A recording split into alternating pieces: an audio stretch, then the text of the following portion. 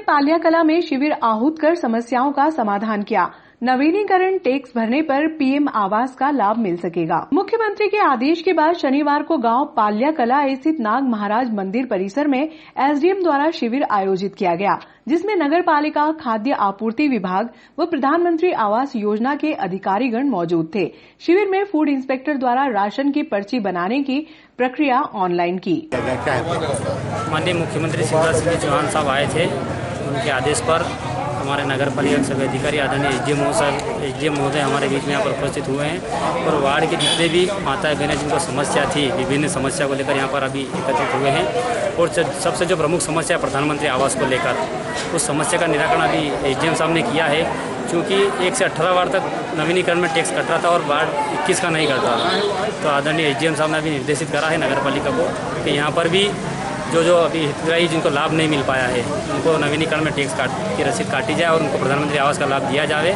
दूसरा, जो street vendor है, जो ठेला गाड़ी पर सब्जी बेचते हैं, फल फ्रूट बेचते हैं, उनका भी लोगों का यहाँ पर अभी ऑनलाइन अपडेट किया गया है। उनको भी शासन की तरफ से जो मुख्य प्रधानमंत्री जी की योजना है, स्वरोजगार योजना, उसमें 10,000 रुपये का इन सबको लोन मिलेगा सब्सिडी वाला, और वो उसमें भी यहाँ पर बहुत सारे लोगों का हमने अभी पंजीयन किया है। साथ ही विभिन्न जो समस्याएं थी छोटी मोटी बिल को लेकर, वो भी हमने एसडीएम साहब से चर्चा करी है कि बिल में भी हम देखते हैं कि 3-3, 4-4 महीने तक रीडिंग नहीं ले होती है। विद्युत मंडल के कर्मचारी और 4 महीने की इकट्ठी रीडिंग लेते हैं, उसकी वजह से पर यूनिट चार्ज बढ़ जाता है और यहाँ पर गरीब बस्ती में लोगों को बिल भरने में बहुत समस्या आ रही है। उसको लेकर भी हमने एसडीएम साहब से चर्चा की है। साथ ही विभिन्न बहुत सारी जो समस्या है, पोल कोई समस्या है, दूसरी जो समस्या उनको लेकर भी हमने एसडीएम साहब से चर्चा की है।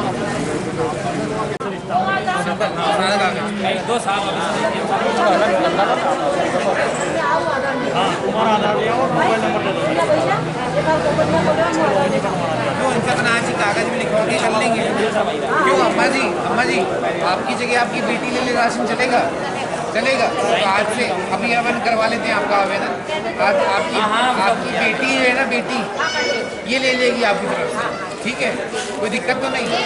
ठीक,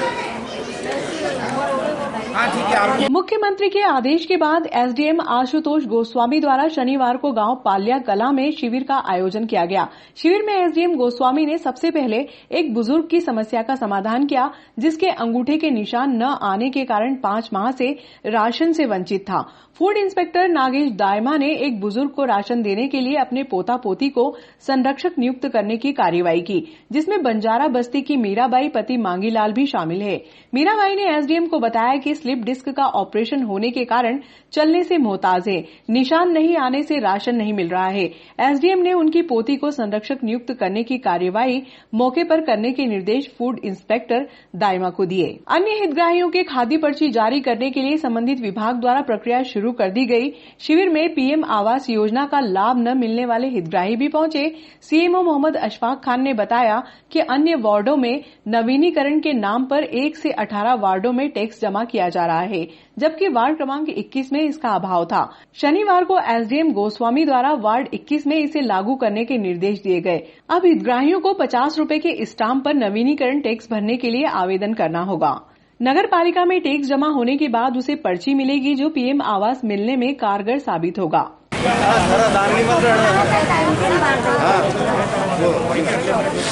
अभी पटना वाला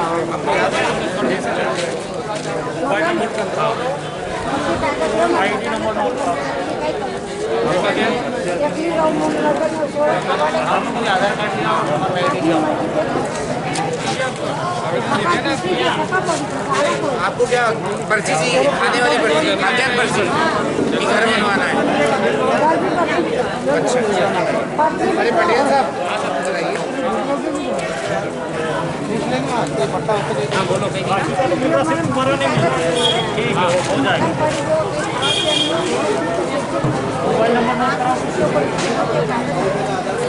यहाँ कामयाबी है और मकान में भी साफ करेगा। मकान अधिकारी है राशन तो मिल रहा है, तुम्हारे कंट्रोल के सामान तो मिल रहा है ना, वो मिल रहा है ना। बेटो 5 मिनट आवास वाले में भी नगर पालिका के सीएमओ साहब को बुलाया है, वो आ रहे हैं। तक आप बैठो, आप बैठो नहीं, आवास वालों से बैठ जाओ मकान। अजय यही रहती हो आप? इनका आवास वाला मतलब वो उनका कट्टा नहीं है,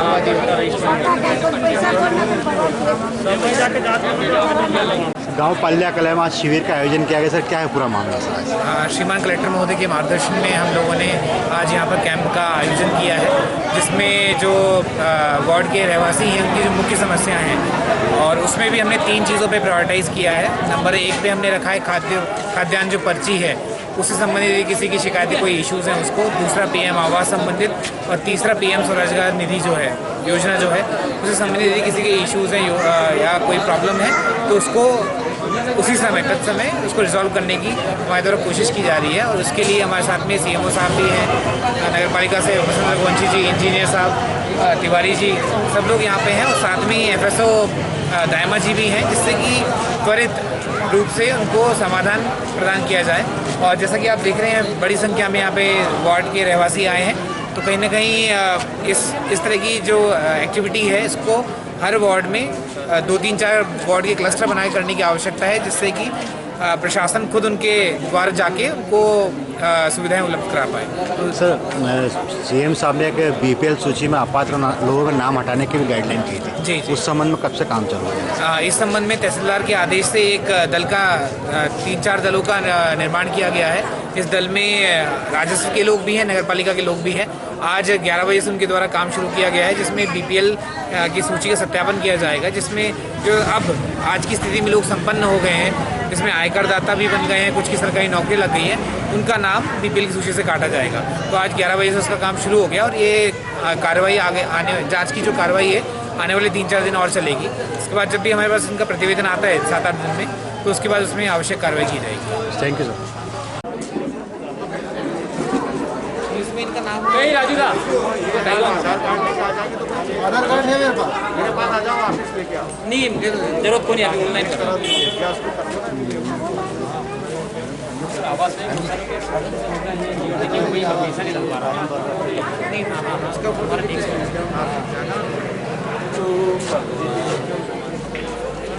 सर जिनके टैक्स जमा है इधर के कहीं जमा है, जहाँ पर अपन लगभग 40-50 फॉर्म में सबमिट कर चुका हूँ नगर पालिका।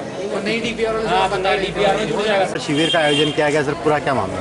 सर अभी कुछ दिन पहले माननीय मुख्यमंत्री जी का यहाँ दौरा था, और उन्होंने यहाँ पे आदेशित करा था कि जो भी लोग पात्रता पर्ची वाले, आवास वाले और स्वनिधि के अंतर्गत जो भी बच गए हैं उन लोगों को शिविर लगाकर और उनको मतलब उनको योजना का लाभ दिया जाए। तो उसी के तारतम्य माननीय SDM साहब के आदेश से और माननीय कलेक्टर महोदय के आदेश से आज यहाँ पर शिविर का आयोजन किया गया, और जो आवास के लिए और स्वनिधि के लिए और पात्रता पर्ची के लिए लोगों के आवेदन लिए जा रहे हैं, जो लोग भी पात्र होंगे उनको उसका लाभ दिया जाए। सर शिविर के अंदर देखने में आया है कि PM आवास को लेकर बल्क में शिकायत हुई है, इस संबंध में क्या गाइडलाइन की है? नहीं सर, अभी कुछ क्या है, कुछ लोगों के जो DPR बनी है वो राज्य शासन से स्वीकृत हो चुकी है, और केंद्र सरकार से उसका अप्रूवल होना बाकी है। उसमें 498 लोगों के नाम है ना, तो जैसे ही वो अप्रूवल होकर आ जाएगी और राशि आएगी वैसे ही उनका भी निराकरण कर दिया जाएगा। कोई मान लो 10/25 का 4,000 रुपये लगेगा। ठीक है, 10/30 50,000 का हो जाएगा।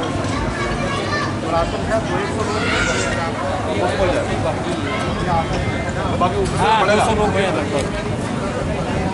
हाँ तो बहुत इसमें 20/50 केस में जाए।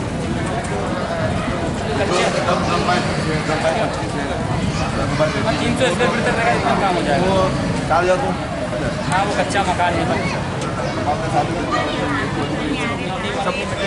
सबसे ज़्यादा आवास का लाभ मिलेगा।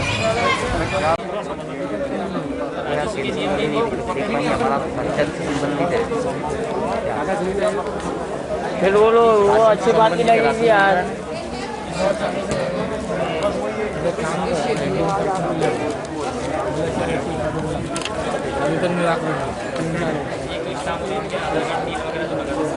आपकी जगह राशन ये लेगी चलेगा ना, ये लेके आएगी आपके लिए, करा देंगे हम, करा देंगे हम। आपकी काफी ठीक है। और ये आपकी बेटी है क्या? ये इनकी पति है। कोई लड़का वड़का नहीं है क्या? कोई पर्ची छोटी है ले ली। इसके आईडी वगैरह भी है, आईडी वगैरह भी है। क्यों भतीजा हो? तो उसमें नॉमिनी नहीं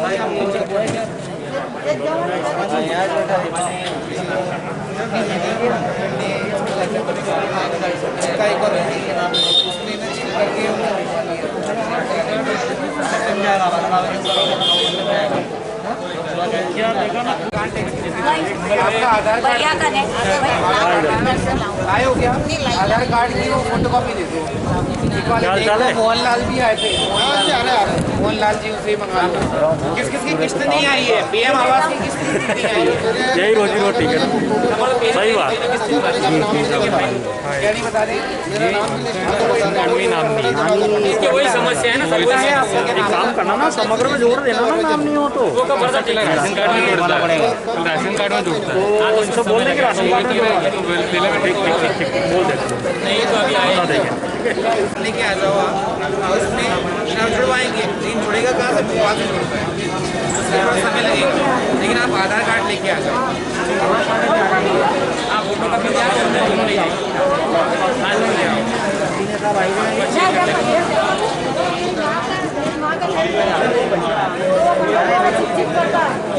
ये कंट्रोल वाले की समस्या क्या क्या दिक्कत है इसमें?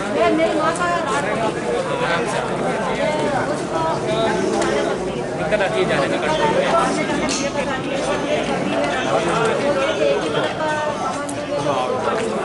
इनके लिए नॉमिनी बन जाएगी, नॉमिनी इनको बन सकते हैं। आपकी माँ है क्या सर? कंट्रोल सर, राशन में खाद्यान्न में कंट्रोल में सबसे ज़्यादा समस्या यही आ रही है। बूढ़ा व्यक्ति हाँ, बुजुर्ग महिला है जैसे वो आ नहीं पाती, कंट्रोल वाले उसको परेशान करते हैं। परेशान है मेरी माँ बाप। बुला लेता हूँ ना, यही है। आज ही कर देते। माँ क्या रंभा भाई क्या बैठा अभी? नॉमिनी बन जाएगी ना, है ना? नहीं लाना मासा। आप पटेल साहब आगे से नॉमिनी बना हाँ हाँ, देंगे, समझिए ना, नॉमिनी बना देंगे। ये बताएंगे ना कैसे करना है।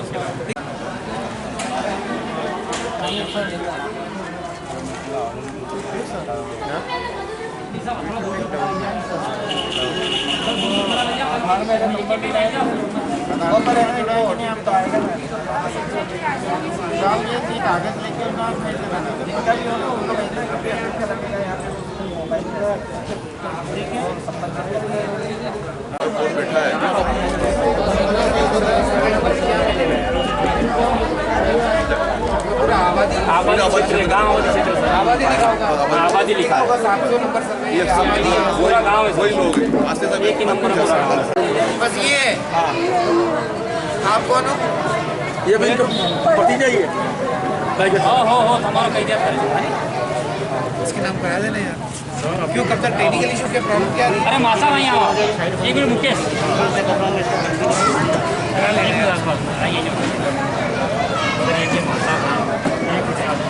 राकेश भाई थोड़ी जगह देंगे। सर ये पानी की टंकी हो रही है यहाँ पर सर, है ना? ये हमने दे लिया ना, ले लिया। आप हमारे यहाँ दे दो एक कपड़ा। अच्छा दुर्घटना बनी रहती है सर, रेलिंग नहीं है।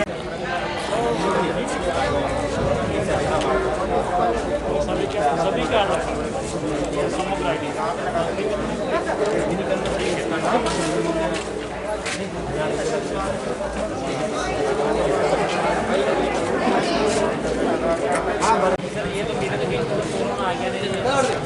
चला रुका ही ये आवाज उठ गई।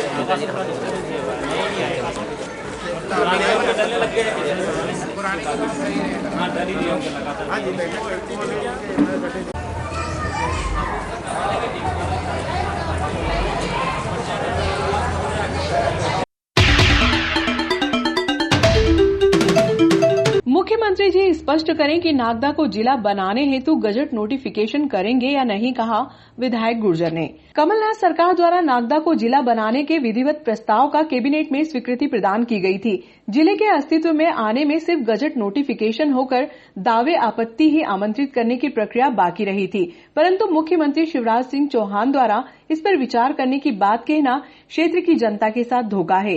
ये प्रतिक्रिया व्यक्त करते हुए विधायक दिलीप सिंह गुर्जर ने कहा कि मुख्यमंत्री शिवराज सिंह चौहान द्वारा वर्ष 2013 के विधानसभा चुनाव के पूर्व बीजेपी का विधायक बनने पर नागदा को जिला बनाने का वादा तथा 2018 में विधानसभा चुनाव के पूर्व जन आशीर्वाद यात्रा के दौरान नागदा में आयोजित आम सभा में नागदा को जिला बनाने की प्रक्रिया प्रारंभ करने की घोषणा की गई थी और क्षेत्र की जनता की खूब वाहवाही भी लूटी गई थी। मुख्यमंत्री द्वारा बागली को जिला बनाने की घोषणा की गई थी, जबकि बागली एक छोटा सा कस्बा है।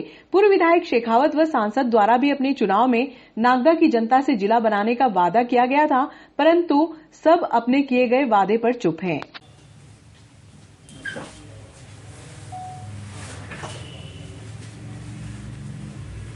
भाई साहब, जिले के विषय को लेकर जो है मुख्यमंत्री से कल प्रश्न पूछे गए थे, आपका क्या विषय जिले को लेकर? कल माननीय मुख्यमंत्री जी नागदा आए थे 1000 येलो जिज्ञासा प्रकट करने, इसलिए हमने पूरा हम प्रोग्राम में भी नहीं गए कि उसको राजनीतिक प्रोग्राम नहीं लगे।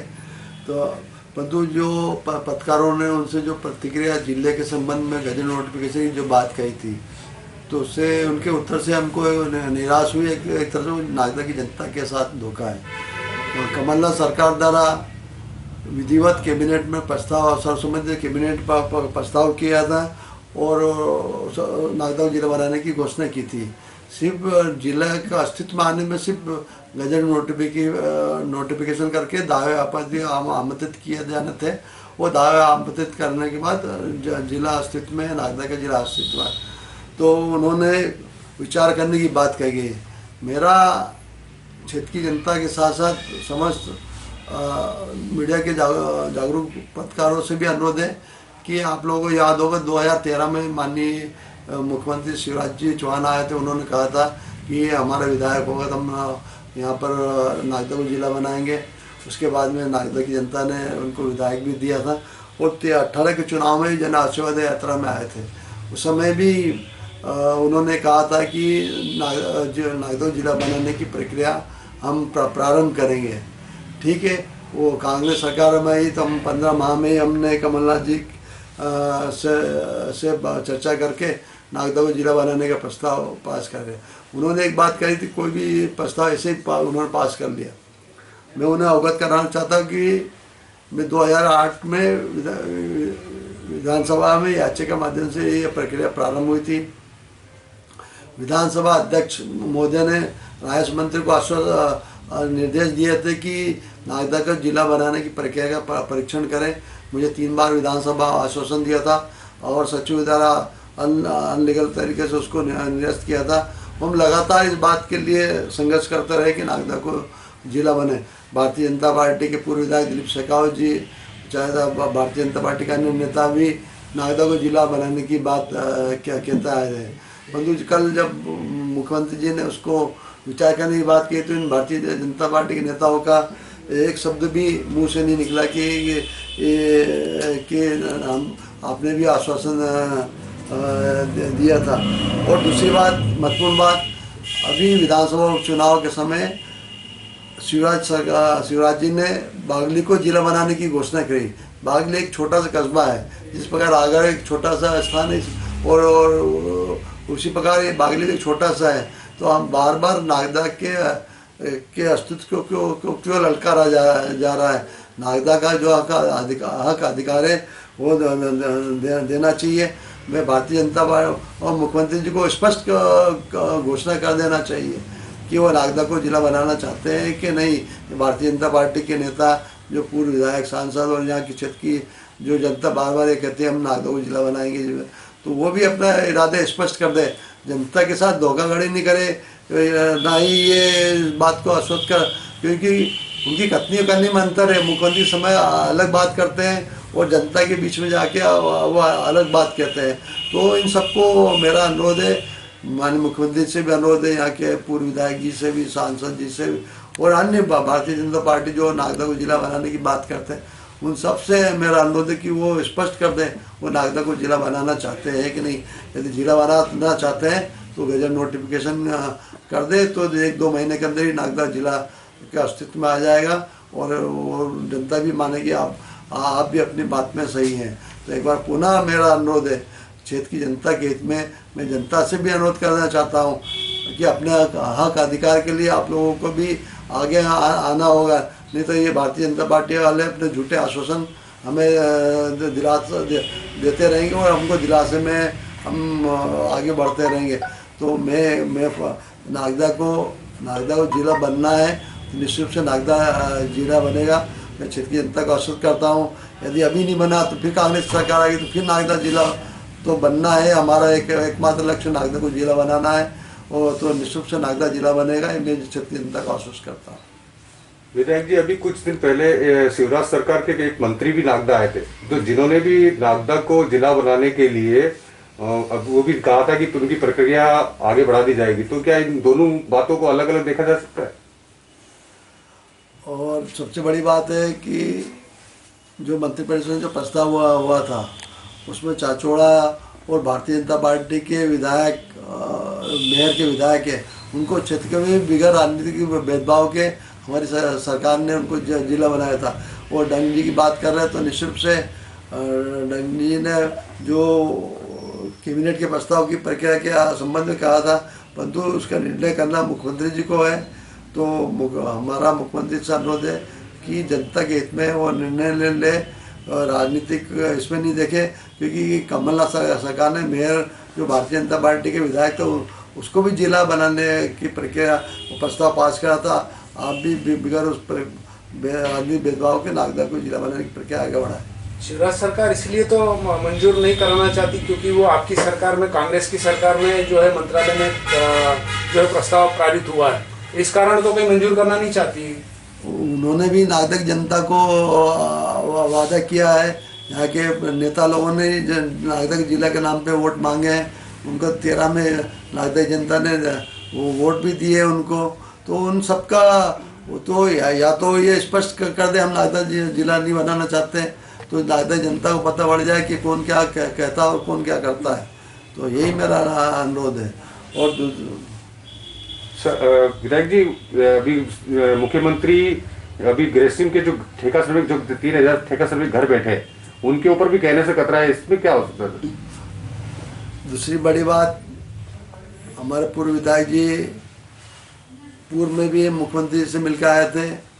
उन्होंने कल जो बात कही वो पहले भी वो मुख्यमंत्री से मिलकर आए थे, पहले भी कही थी, उसके पहले भी वही बातें उन्होंने कही।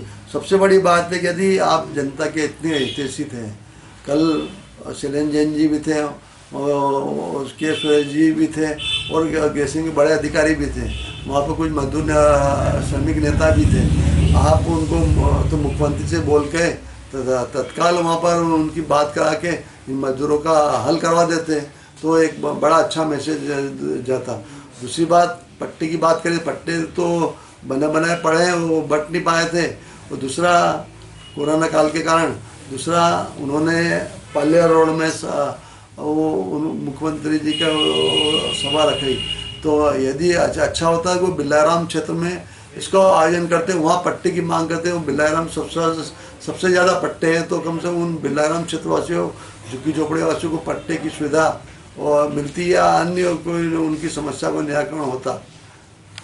एसिड माफियाओं के विषय में भी मुख्यमंत्री जी जो है बोलने से बचे। अब पूरे प्रदेश में माफिया के खिलाफ मुख्यमंत्री जी अभियान चला रहे हैं, तो एसिड माफिया के खिलाफ भी होना चाहिए। जब पत्रकारों ने जब पूरा संज्ञान लेके आए हैं उनको, तो डंग जी के क्षेत्र में भी मैंने अखबार में पढ़ा था कि उनके क्षेत्र में भी ये पॉल्यूशन के टैंकर माफिया एसिड फेंक रहे हैं। और दूसरा, ताल के भी उनका भी कहा था, वो गांधी सागर में भी। तो निश्चित रूप से जब आप एक तरफ एसिड माफिया के खिलाफ कार्रवाई कर रहे हैं तो एसिड माफिया के कम से कम उनका जवाब ये कम से कम ये तो उनको जांच के आदेश तो देना चाहिए थे कि इस पर जांच करेंगे। उनके इस पे नहीं बोलने से एसिड माफिया को बल मिला है। धन्यवाद। धन्यवाद। हाँ।